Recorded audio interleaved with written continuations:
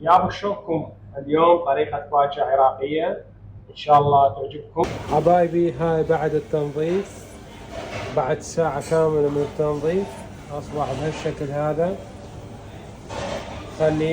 خليها بالجدر. يلا تابعوا الفيديو. طريقة طبخ الباجة العراقية حبايبي. هنا نذب عندنا بصلتين. اوكي حبايبي، تظل على النار حوالي 3 ساعات، بس شنو على نار هادئة. حبايبي الباجة العراقية يحتاج لها بس فقط ملح. نضيف هنا حبايبي الملح ونعوفها على راحتها تستوي.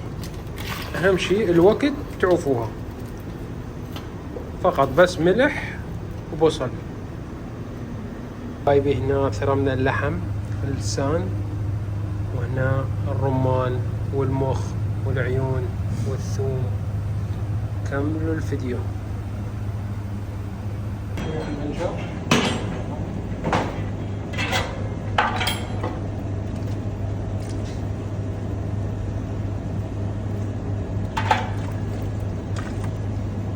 أصدقائي ايش رايكم ورا ما خلصنا؟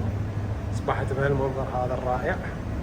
ان شاء الله تعجبكم حبايبي. اتمنى اللي ما مشترك بالقناة يشترك ويفعل زر الجرس، وشكرا.